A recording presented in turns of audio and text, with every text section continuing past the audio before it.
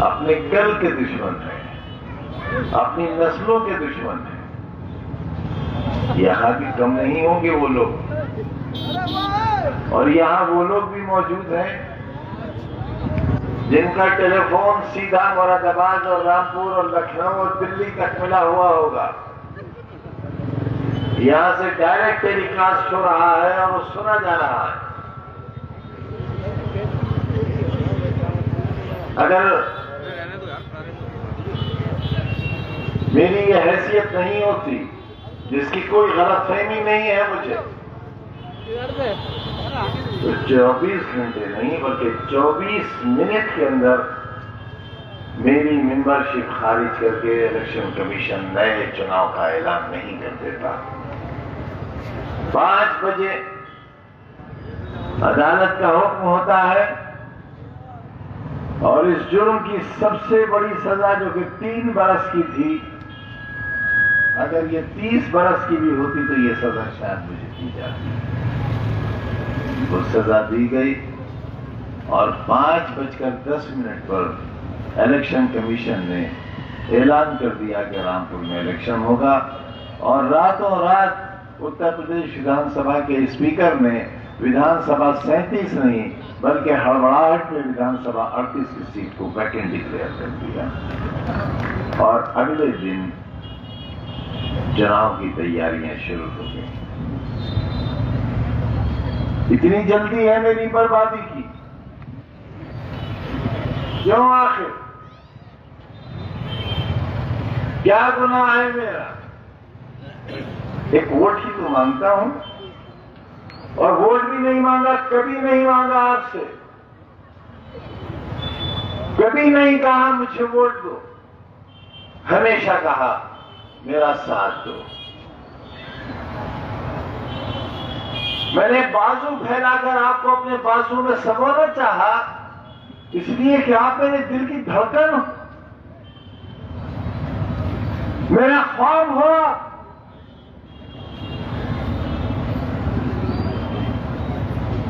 मैं आबरू हूं आपकी और आप जान हो मेरी।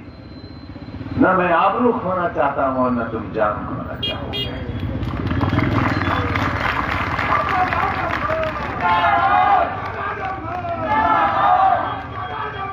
मैंने बड़ी मेहनत से तुम्हें पार्लियामेंट की सीट जीत कर दी थी। किससे जीती थी मैंने? हिंदुस्तान की एक बहुत मशहूर फिल्म अदाकारा से, जिनका बहुत ग्लैमर था रामपुर में। 2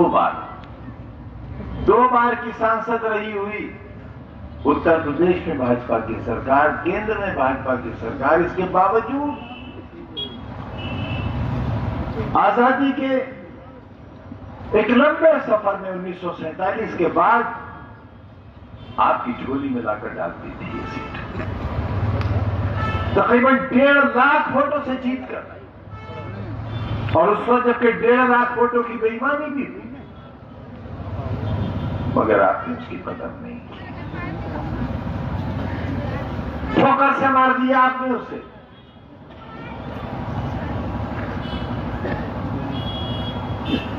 मैं जुल्म सहता रहा,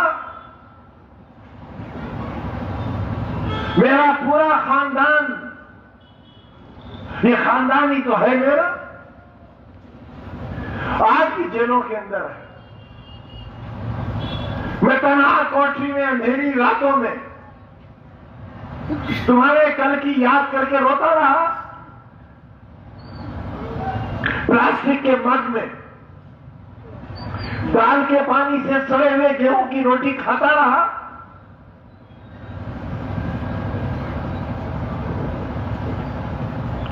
और ख्वाब देखता रहा कि आप हिफाजत करोगे, मुहाफिज बनोगे। मुझे तो सजा मिल गई, बचोगे आप भी नहीं। और याद रखना, मेरी सजा तो कब्र में मेरे साथ चली जाएगी, मगर तुम्हारे गुनाह की सजा कई नस्लें भुगतेंगी। आखिरत में जवाब नहीं दे पाओगे। मैं जब एम्बुलेंस से अपनी जिंदगी और मौत की सांसें गिन रहा था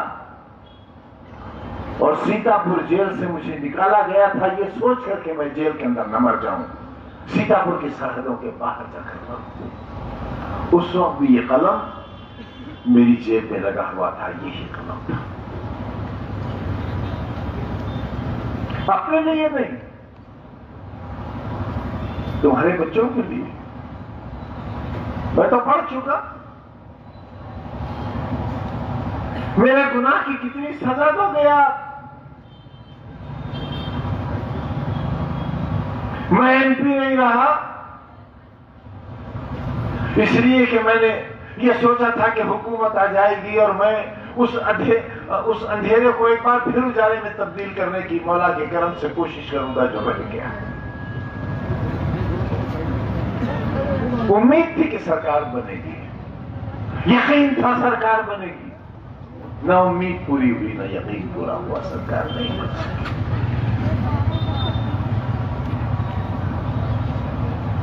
पार्लियामेंट से इस्तीफा दे दिया मैंने, असेंबली का मेंबर हो गया मैं आसमान से जमीन पर आ गया।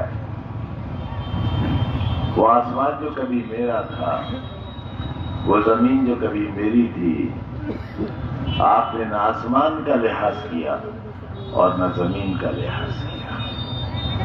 मैं शिकायत करने आया हूं आपसे, और इस खाने खुदा को जिस तरह हासिल जानकर आसिम राजा ने कहा है, मेरी जेल की एक सांस का हिसाब नहीं चुकता कर सकते आप, मेरे एक आंसू का हिसाब नहीं दे सकते आप। सामने की बैरिक में मेरी बीवी बंद थी और 8x11 की कोठरी में मेरे साथ मेरा बेटा बंद था। कोई है बाप, कोई है ऐसा जालिम बाप जो 27 महीने तक अपनी औलाद के खून के आंसू अपनी आंखों से देखता रहा हो? है कोई बाप ऐसा जालिम? मैं हूं ऐसा बाप।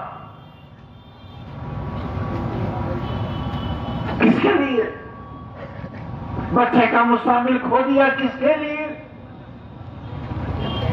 बीमार बीवी 1 साल रगड़ती रही कैद के अंदर, प्रोफेसर से रिटायर होने वाली औरत किसके लिए? सोने और चांदी के कंगन के लिए? किसी आलीशान कोठी या महल के लिए? किसी जहाज या हेलीकॉप्टर के लिए?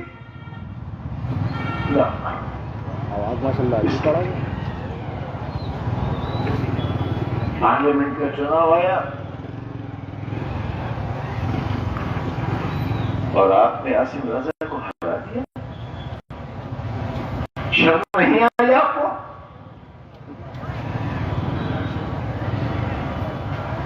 घर से नहीं निकले आप क्योंकि एसी लगा है आपके घर में, कूलर है आपके घर में, बिजली आ रही थी 24 घंटे। ये इंतजाम किसने किया था? पानी की एक एक बूंद को तरसने वाला रामपुर 200 बरस पानी कम नहीं होगा, ये इंतजाम बफजले ताला किसने किया था? यही सड़क है, तुम चल सकते थे इस पर? नहीं, सही कह रहा, बहुत बुरी थी। ये तैयारियां तुम्हारे कल की किसने की थी?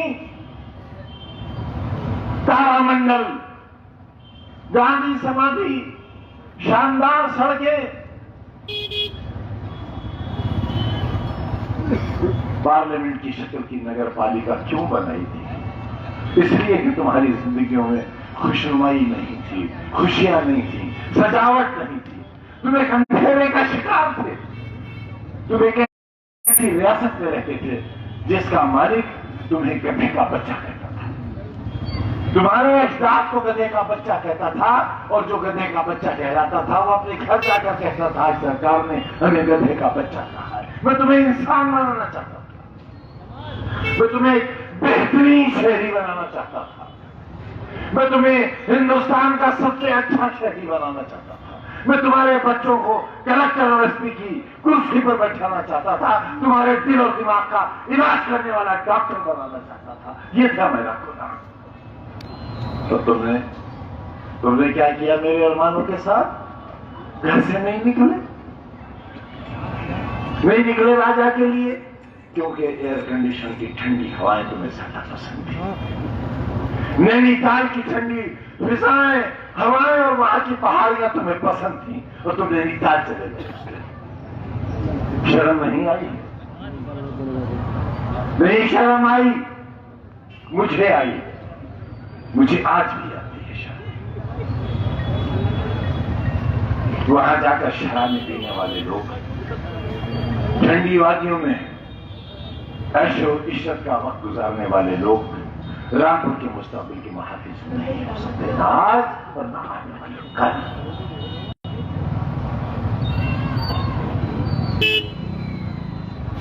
फिर एक मौका है मुझे सलील करने का, फिर एक मौका है।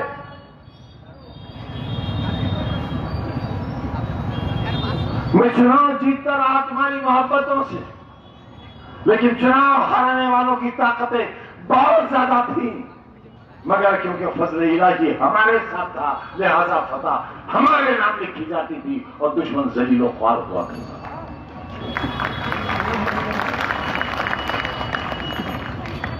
चुनाव के दिन क्या होता था माहौल?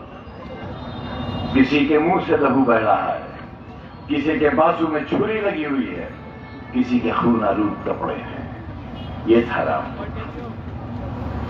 और हर बार एक माहौल होता था, गिरा लिया इस बार शैतान को, गिरा लिया मूसी को, गिरा लिया जालिम को, गिरा लिया फिरौन को। ये लक़ब दिए जाते थे मुझे। मैं तुम्हारी बस्ती का फिरौन था, लेकिन तुम्हारे ही बुजुर्गों ने, टेक्सटाइल के मजदूरों ने, रिक्शा चलाने वालों ने और बीड़ी के मजदूरों ने मेरे आंसुओं को अपनी हथेलियों में लेकर अपने होठों से चूस लिया था। इसलिए मैं तुम्हारी नुमाइंदगी करता रहा था। कोई खुशहाल, कोई नामवर शख्स मेरे साथ नहीं था, कोई पक्के मकान वाला मेरे साथ नहीं था, कोई मोटर वाला मेरे साथ नहीं था, कोई सफेद पोश मेरे साथ नहीं था। आज ये जो कुछ नजर आ रहा है, ये मेरी 50 साल की मेहनत का नतीजा है, मेरी 50 बरस की।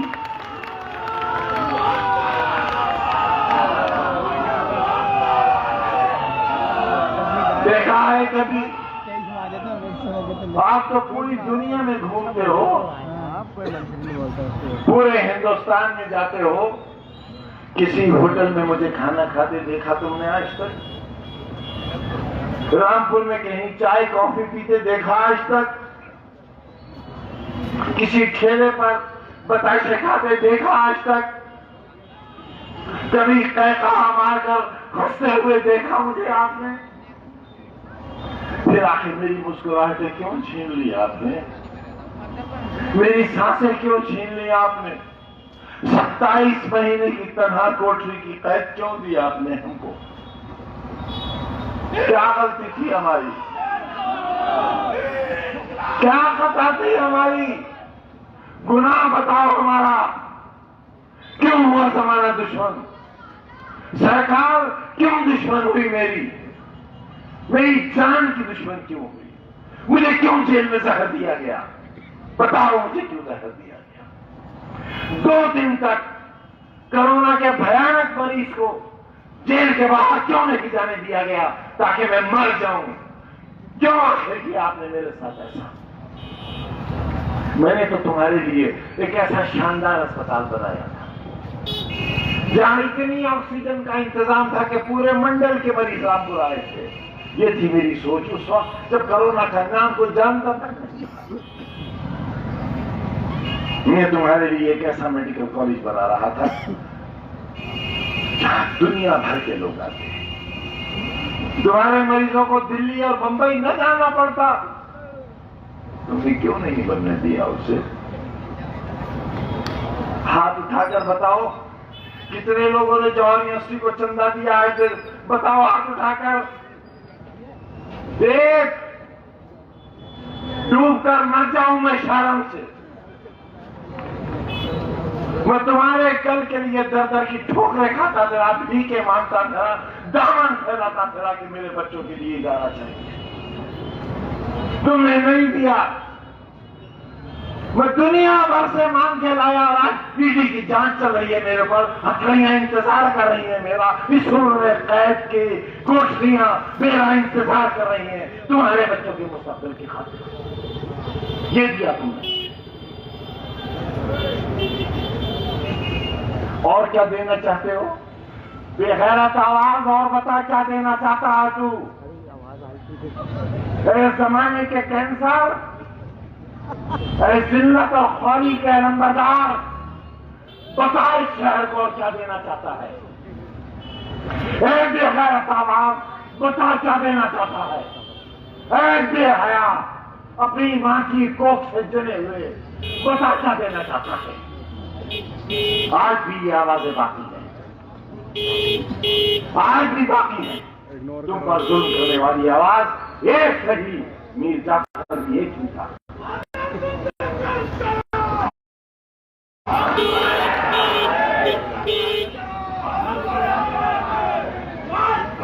मेरी मौत चाहते हो?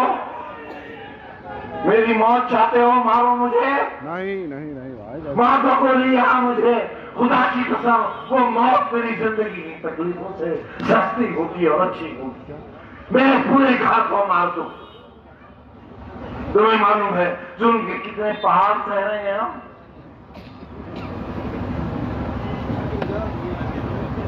हंसो हम पर, कहे लगाओ, बेचो अपना जमीर, बिक जाओ एक टक्के के लिए और इतना करो उन अफसरान को जो हमारी बर्बादी चाहते हैं।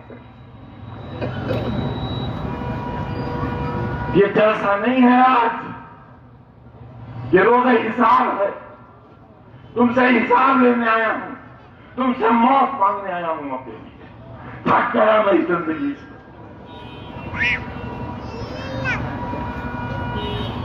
वजरा जेल में बंद है, उनकी एरिया के आंसू नहीं देखे जाते मुझसे।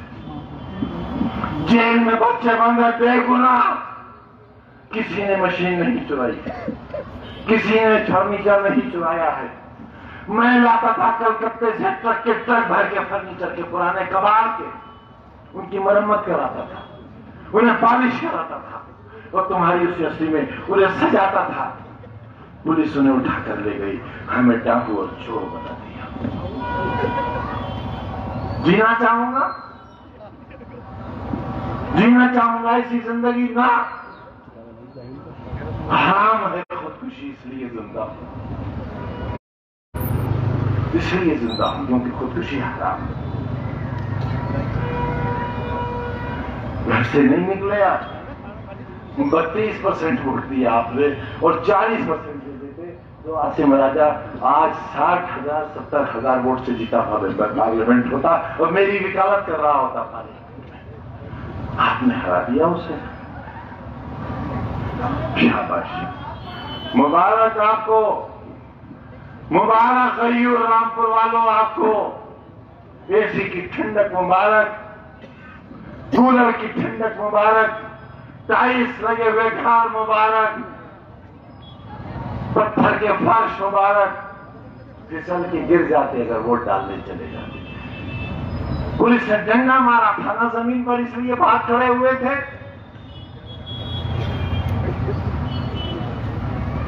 अगर एक जिस्म पर भी लग जाता मर तो नहीं जाते। मैं तुम्हारे जख्मों पर अपने दिल का खून लगाकर उनको मरहम बना देता, मगर तुम घर से निकलते तो जालिमों।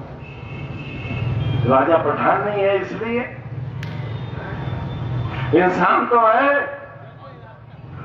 इंसान तो है। तुमने एक इंसान को जलील किया है।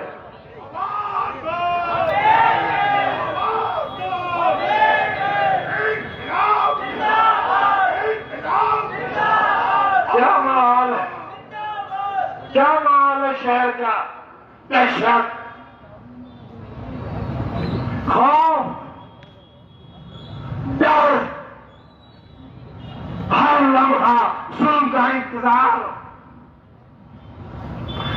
ये आबादी बदनसीबों की आबादी है। पूरी दुनिया के सबसे कम नसीब लोग, मेरे लोग यहाँ रहते हैं, इसलिए उन पर सितम ढाया जा रहा है। कोई नहीं है। मेरा दिल फट जाएगा। कुछ मत सोचना मेरे बारे में बहनों, कुछ मत सोचना। मैं तो इंतजार इस